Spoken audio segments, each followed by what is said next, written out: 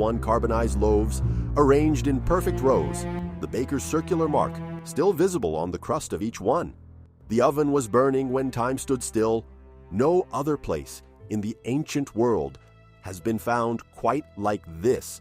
Production caught in the exact second of catastrophe. The Bakery of Pompeii was discovered intact in 1930. The loaves were still in the oven. The structure had been sealed since August 24th, year 79. It was the only physical record of the ancient world with work interrupted, frozen in the exact moment the world changed. The bakery operated on one of the busiest commercial streets in Pompeii, Region 7, Insula 12, Door 8, a volcanic stone mill on the ground floor, a fire brick oven in the back, a grain silo on the upper floor. The structure was not built to last 2,000 years. It was built to produce 200 loaves a day, 6 days a week, for the entire working life of the baker. It was a family operation. The father taught the son took over the business, the grandson inherited the oven and the customers. The baker's name was not preserved in any official record, but the mark he pressed into each loaf was known throughout the city. A circle with 8 radial lines stretching from the center. Simple, unmistakable. That mark was commercial protection, traceability, reputation, a defense against fraud. In Pompeii, where 15 bakeries competed for the same market, the mark was the only guarantee that a customer was buying from the supplier they knew. The baker never imagined this mark would become the most preserved signature in Pompeii, that it would survive longer than any public inscription, any imperial mosaic, or any monument built to last. But before understanding why it survived, we need to go back to a moment when everything still functioned normally. The bakery was built during the reign of Augustus, between the year 20 BC and the year 10 AD. The structure was just over 80 years old when the eruption struck. The lot was chosen for 3 practical reasons: proximity to the Via dell'Abbondanza, the main commercial street, direct access to the public aqueduct, meaning running water for the dough, and it was right next to the grain market, which cut down transportation costs. The mill sat on the ground floor, visible from the street. 2 circular stones of volcanic basalt. The bottom stone was fixed. The top stone was mobile, turned by a donkey walking in circles for 8 hours a day. The sound of the working mill, stone grinding against stone, could be heard over 300 feet away. A man walking down the Via dell'Abbondanza at dawn would hear the mill before he saw the bakery. That sound was a guarantee. It meant the daily bread was being prepared right then and there. Fresh grain, freshly milled flour. The oven was in the back, separated from the street by a brick wall. A domed structure, it held 80 to 90 loaves per batch, an internal temperature over 500 degrees Fahrenheit, maintained by olive wood branches and vineyard prunings. The baker would light the oven at 4 in the morning. He fed the fire for an hour, waited for the heat to stabilize, pulled out the coals, put the loaves in, sealed the opening with an iron plate. He tracked the time by the sun's position in the side window. Each bake took 40 minutes. 5 bakes a day, 450 loaves. Production began before sunrise and ended at noon. The grain room upstairs stored enough wheat for 15 days of operation. Amphorae of olive oil to grease the pans.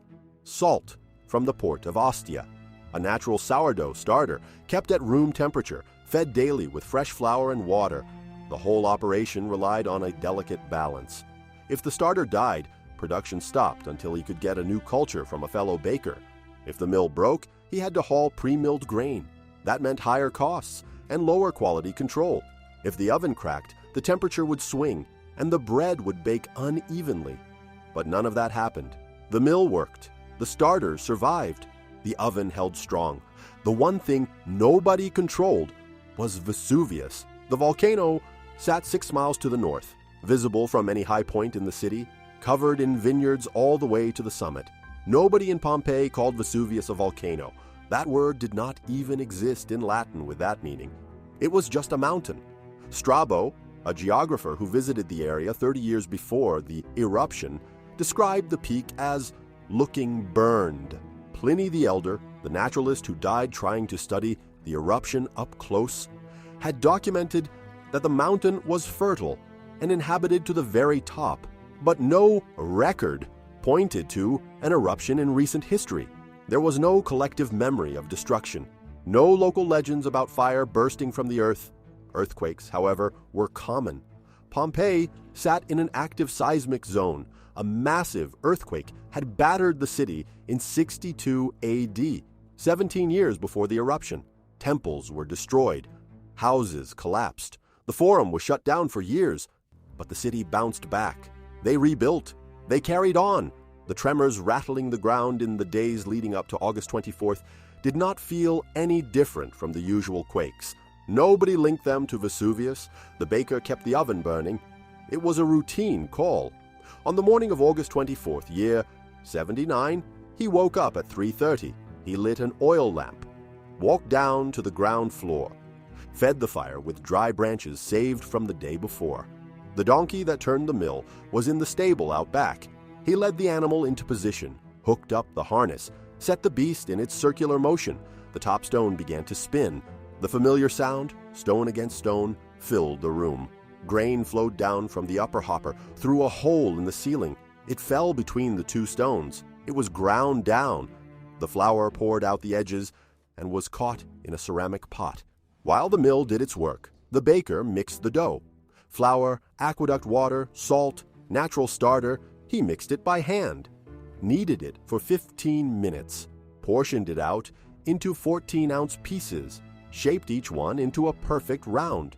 Then he stamped them, a round wooden stamp with 8 radial lines. He pressed it right into the center of each loaf. The mark was branded into the raw dough.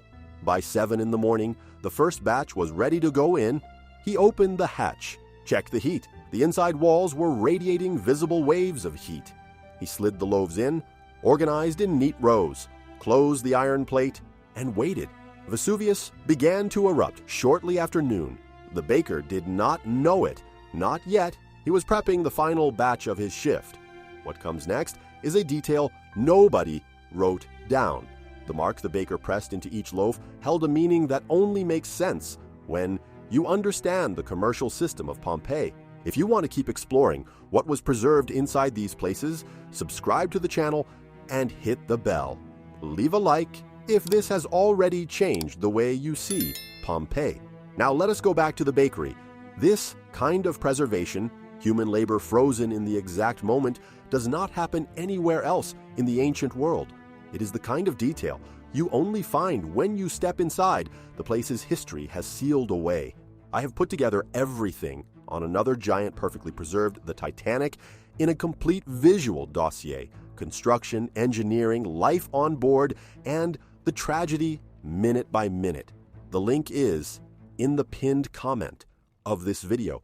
Can you imagine how many places like this are still out there, preserved intact, just waiting for someone to walk in? I have gathered everything on another giant frozen in time, the anatomy of the giant Titanic. A complete visual dossier, construction, life on board, the tragedy minute by minute, all organized into one permanent reference guide. The link is in the pinned comment of this video. Subscribe to the channel to keep exploring what was sealed away. Now let us go back inside the bakery. The baker used the exact same mark on every single loaf. Since he took over the business, he inherited the stamp from his father. His father got it from his grandfather. The mark identified 3 generations of the same family. In Pompeii, where competition between bakeries was cutthroat, the mark was a defense against knockoffs.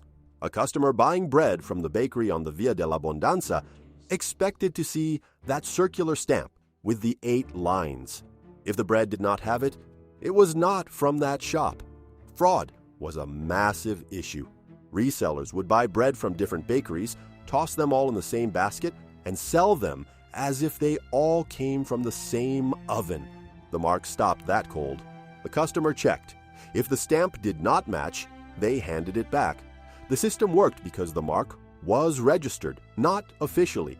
There was no patent office in Rome, But functionally, everyone in Pompeii knew which mark belonged to which bakery. It was public knowledge.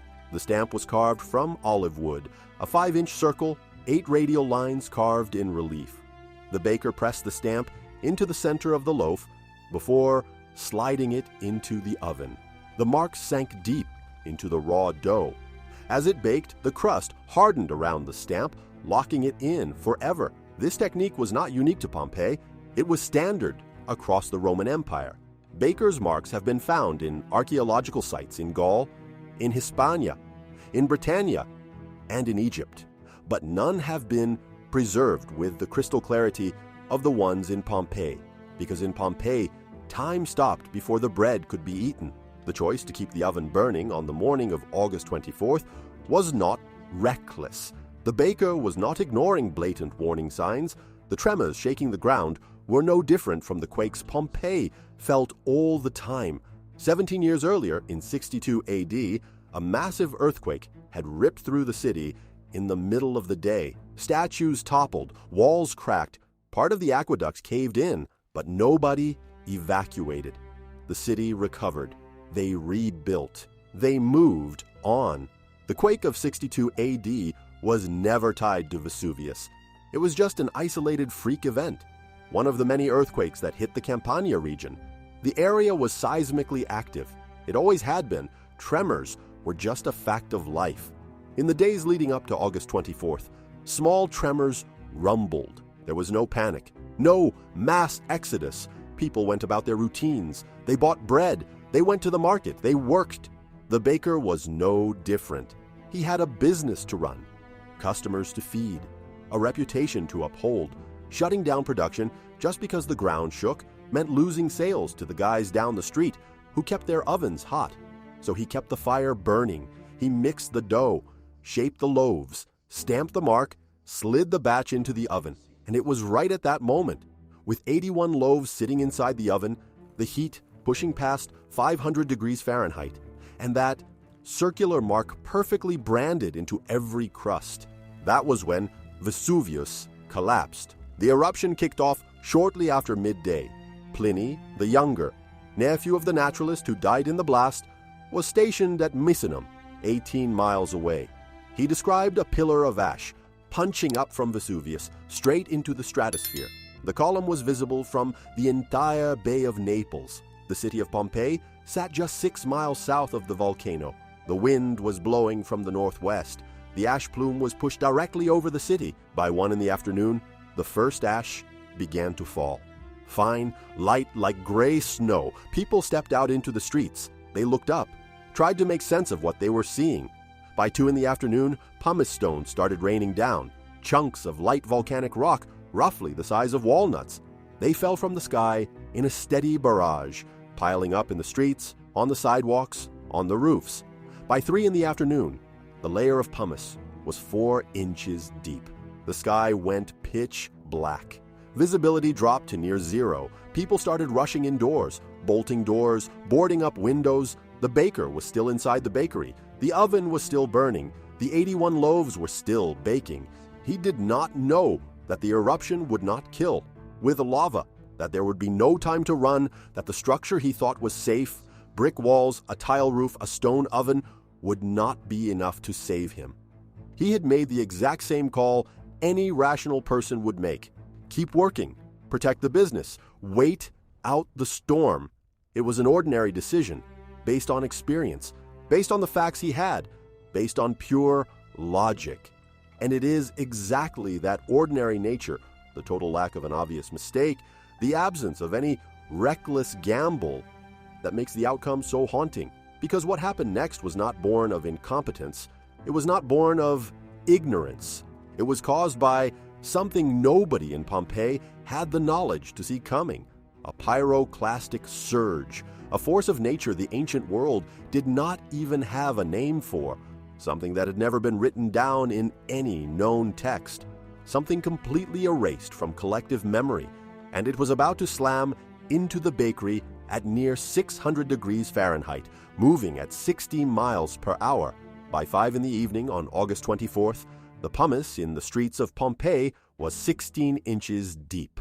The sheer weight started caving in roofs. Wooden-framed houses buckled, tiles slid off, beams snapped. A lot of people tried to make a run for it. They grabbed whatever they could carry, tied pillows over their heads to block the falling rocks. They slogged through the streets, sinking up to their knees in volcanic debris. But the darkness was absolute. The stone rain was relentless. Breathing became a struggle. The air was thick with fine ash that coated the lungs. Many gave up. They turned back inside, sealed their doors and windows, and waited. The baker was among those who stayed put. The bakery had a solid frame, brick walls 2 feet thick, a Roman concrete roof reinforced with heavy timber. There was no reason to think the building would fail. The oven was still blazing hot. The bread was still inside, slowly turning to charcoal as the internal heat spiked because there was no way to vent the air. By 7 in the evening, the eruption shifted into a new, deadly phase. The column of ash towering over Vesuvius, now stretching 18 miles into the sky, began to collapse under its own massive weight. That collapse unleashed something no observer in Pompeii could have ever predicted: an avalanche of superheated gas, ash, and jagged rock tearing down the slopes of the volcano at over 60 miles per hour. A pyroclastic flow.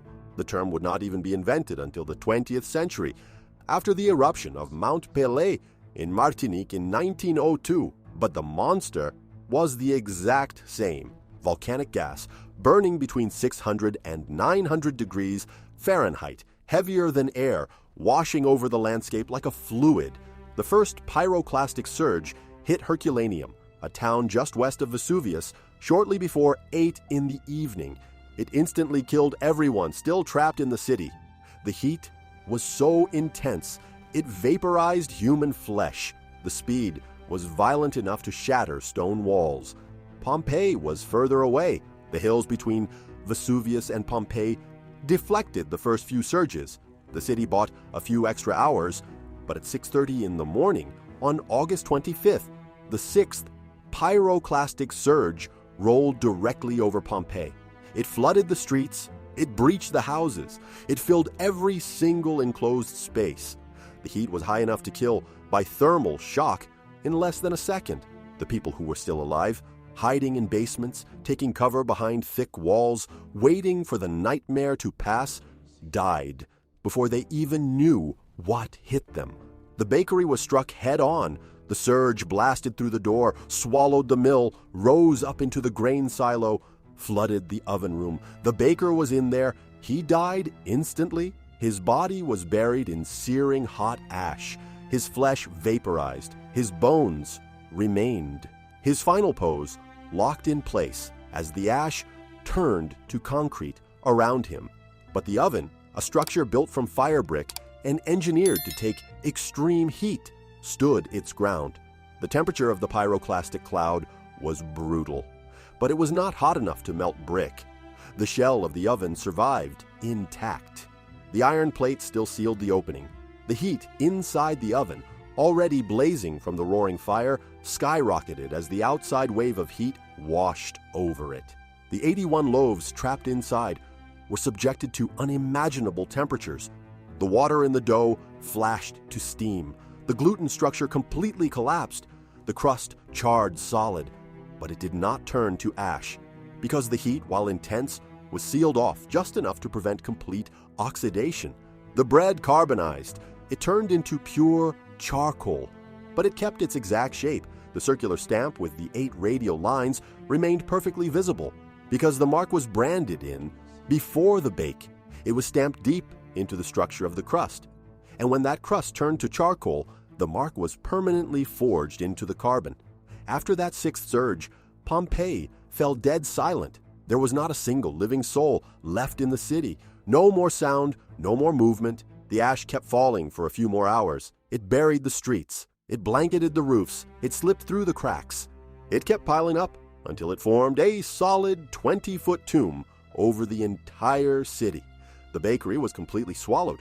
The mill, the oven, the bread, the body of the baker. And then the world forgot. Pompeii vanished from the historical record for the next 1,600 years. Its exact coordinates were lost. The memory of the city faded into dust. All that survived was a vague myth about ancient towns swallowed by a mountain of fire. Meanwhile, 81 loaves of bread sat inside that oven, carbonized, untouched, entombed under 20 feet of hardened ash, just waiting for someone to pry the door open. Nobody could have guessed that door would finally swing open 1,851 years later, and that the bread would still be sitting right there, exactly where the baker left it, with that circular mark perfectly clear on every single crust. The bakery was brought back to the light in 1930. The dig was led by Amedeo Maiuri, the director of excavations at Pompeii from 1924 to 1961. Maiuri was a trained archaeologist. He pioneered systematic digging techniques that saved not just the artifacts, but their exact context. He did not just shovel ash. He logged positions, measured distances, and photographed every single step. When Maiuri's crew hit Region 7, Insula 12, they uncovered a beautifully preserved commercial setup. A stone mill right on the ground floor. They knew what it was instantly, a bakery. But what they found in the back room shattered every expectation. The oven was totally intact. The brickwork had not cracked. The dome had not caved in. The heavy iron plate sealing the hatch was right where it belonged. Maiuri ordered a surgical removal. The plate was pulled back. The opening saw light for the first time in millennia, and inside sat the bread, 81 loaves, lined up in perfect military rows, carbonized, pitch black, hard as solid rock, but holding their original shape flawlessly.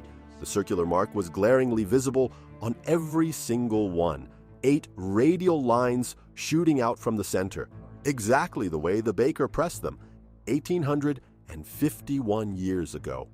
The crew went dead silent. Finding preserved food in Pompeii was rare.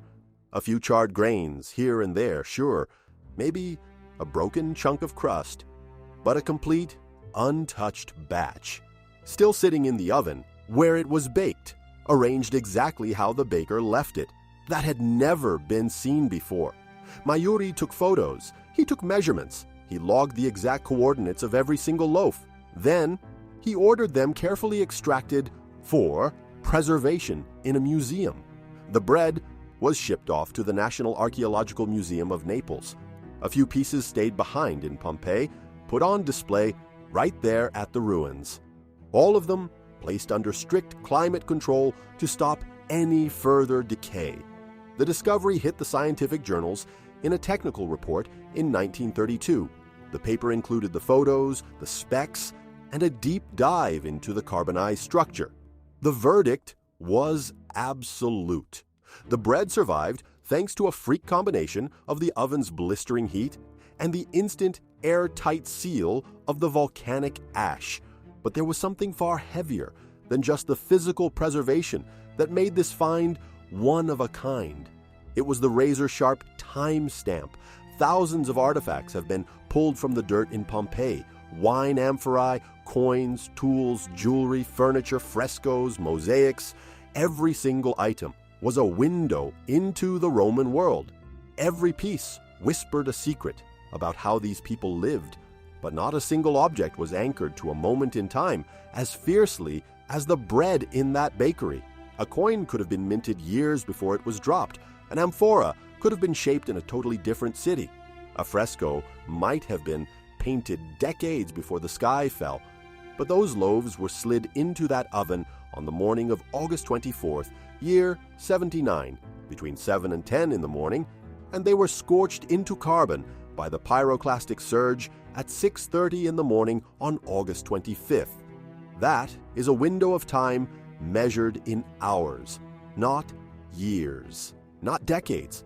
Hours. That brutal precision turned those loaves into something way beyond just an archaeological artifact. They were a ticking stopwatch, cold, hard proof that life in Pompeii kept moving right up to the final breath. It proved they did not run early. It proved there was no real warning, and more than that, it proved the hustle never stopped. The baker was just doing his job. The city was wide awake.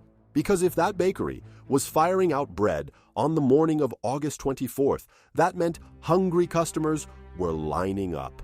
The market was open for business. The economic heart of Pompeii was beating strong, just hours before it was ripped out. The circular stamp on the bread hammered that point home. That mark was not there to look pretty. It was pure business, identification, traceability, a shield against fakes. If the baker took the time to stamp the dough, it meant he fully expected to sell it.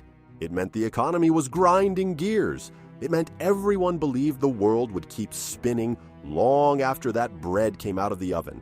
He was wrong, but he had absolutely no way of knowing it. The photographs Mayuri snapped in 1930 reveal details that will stop you in your tracks. The charred crust is smooth, no jagged cracks, no warping. The circular shape holds true. The stamp is loud and clear. Those 8 lines cut through the burnt surface without a flinch. On a few of the loaves, you can even spot the grain of the wooden stamp. Tiny flaws in the circle left by a well-worn tool. On one loaf, there is a tiny smudge right next to the main stamp, most likely a slip of the thumb from the baker when he pressed it down. A raw, human glitch, proof that this was not some soulless mass production line. It was done by hand, by a man who physically held every single piece of bread. That tiny detail, small, almost invisible, is what makes the discovery feel like a punch to the gut. Because you are no longer just looking at a historical event. You are looking at a human being. A guy who woke up in the dark, mixed his dough, rolled his bread, stamped his mark, and died without a clue that his morning shift would be put behind glass for 2,000 years. The Pompeii loaves are not the only burnt food dug up from the ruins. Grain has been found stashed all over the city. Dried figs, walnuts, olives, all turned to charcoal, all locked in time by that same brutal mix of heat and ash. But the bread stands alone because it is the only food caught right in the middle of being made, the only artifact that was cut down mid-swing, the only piece of history that does not show you the end result, but the exact second the clock stopped. And that right there, the visible interruption, the unfinished shift, the daily grind frozen in amber, that is what elevates these loaves from an artifact to a witness. They don't testify about the disaster. They testify about the silence right before it, when the world was perfectly fine, when nobody had the slightest idea that the end had already begun. And staring at that frozen slice of normal life, more than any terrifying story of the blast, more than any first-hand account from Pliny, that is what makes Pompeii almost too painful to look at. The Pompeii bakery is not the only business caught red-handed by the volcano. Across town, a laundry was dug out with clothes still soaking in the wash vats. In a metal shop, a blacksmith's tools were laying right on the workbench, looking like he just stepped out to grab a bite to eat. In a private home, a dining table was fully set for a meal. Plates, cups, silverware, all lined up perfectly, waiting for a family that never walked back through the door. But those finds are in the areas we have actually dug up. 2 out of every 3 buildings in Pompeii are still buried under 20 feet of rock-hard ash. They have not seen the sun since the year 79. They are sitting down there in the dark, looking exactly the way they did in the last microsecond before the surge hit. Nobody knows what ghosts are waiting inside those walls. How many more bakeries have fires still set in the hearth? How many more workshops were cut down in the middle of a job? How many places were running at full speed when time simply ran out? And nobody knows how long they will stay buried, because digging is just controlled destruction. The second you expose ancient walls to modern air, the clock starts ticking again, and they begin to rot. So every choice to dig is a choice to speed up the end. But there is somewhere else, not Pompeii. Another site swallowed by the exact same mountain, a place where the preservation went even deeper, where the ground didn't just swallow objects, but kept complete records of an interrupted world that have never fully seen the light of day. And that place remains almost entirely untouched, right up to this very second.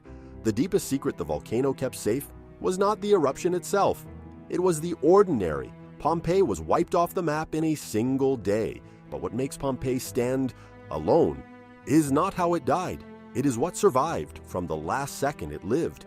The routine, the grind, life moving forward, totally blind to the fact that it was about to be turned off forever.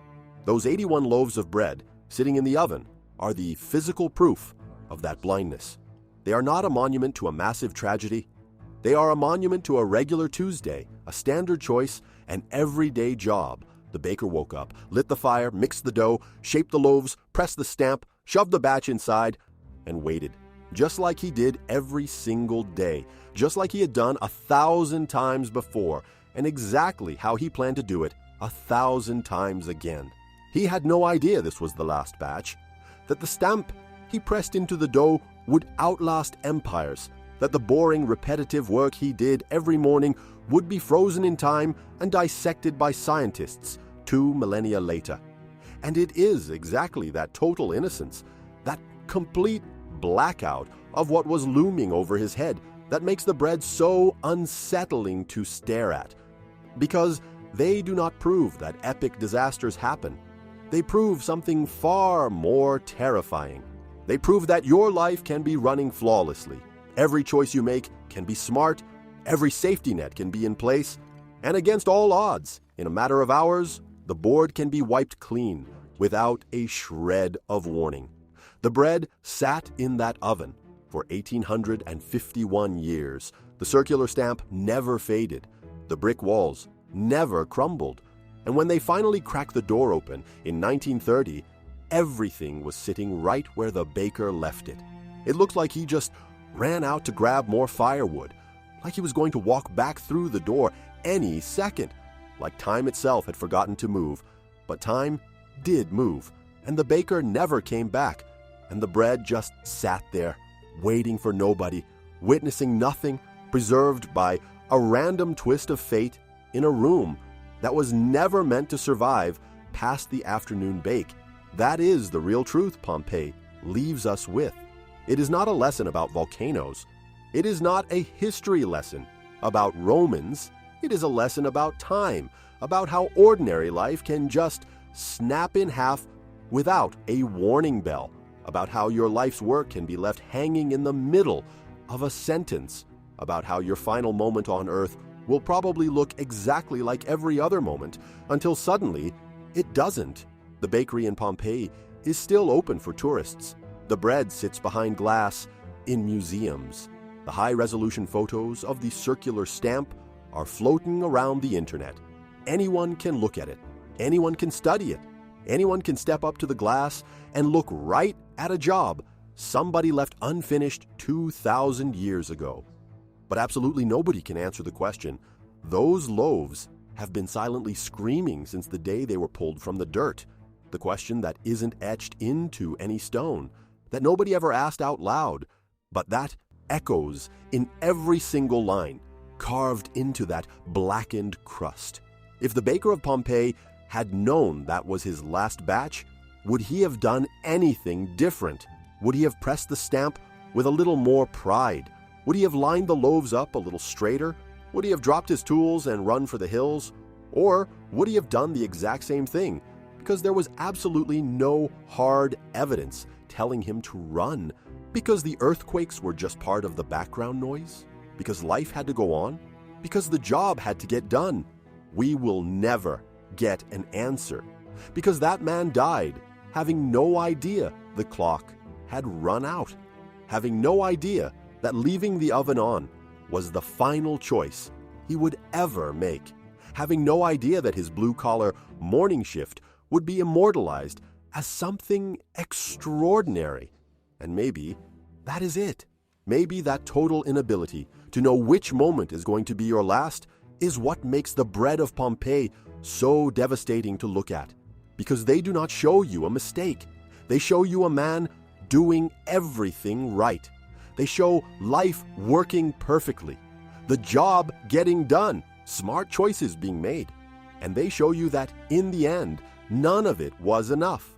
The circular stamp with the 8 radial lines is still there, 2,000 years later, clearer than the names of emperors, stronger than the marble statues in the square, outliving every single monument built to stand the test of time, not because it was designed to last forever, but because it was made in the exact fraction of a second when time stood still. And as long as Pompeii stays buried, with 2/3 of the city still suffocating under the ash, completely unexplored, totally locked down since the year 79, there are going to be more bakeries down there in the dark, more workshops with tools left on the bench, more absolute proof of normal life frozen solid, just waiting for someone to pry the door open and see what gets left behind when nobody ever gets the chance to come back.